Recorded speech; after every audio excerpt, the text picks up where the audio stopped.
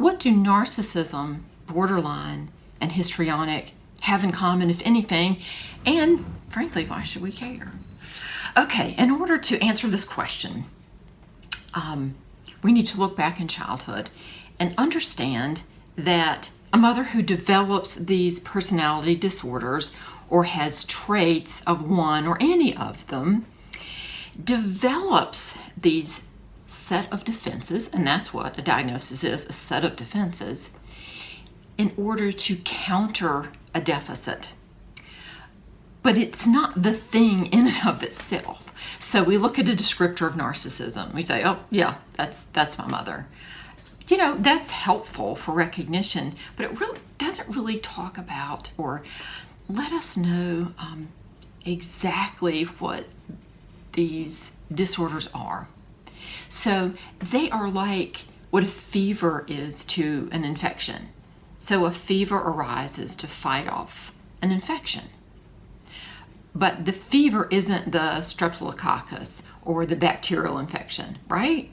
So mom, who didn't get what she needed in development, develops this, and she doesn't choose to do so, but the psyche takes care of itself in that it develops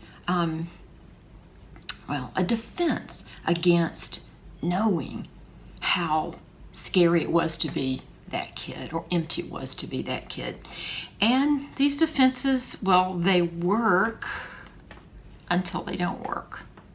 So they work to keep mom unaware of this emptiness, of this terror, of this pain. And when they become rigid enough that they're what we call intractable and part of a personality, it is her. We would say it is her personality, but it may not be her essential self. So can you change it? Probably not. Can you impact it? Maybe a little bit. And all these disorders are on a spectrum of, enough to merit a diagnosis to enough to have traits of it. And some people ask, well, if mom was narcissistic or histrionic or borderline, will I be too? I would say the main thing you need to know about that is that it requires some kind of reflection. If you're reflective and you're like, oh, that was kind of a narcissistic response, or, had a kind of a borderline over the top reaction to something, if you're able to reflect, chances are that defense won't calcify and you won't be described as that person, although you are capable of acting, as we all are, of acting, a little bit off the grid every now and again. So it's important to know that these defenses have in what these defenses have in common is that they are a reaction to an original deficit. The more you know, the freer you get.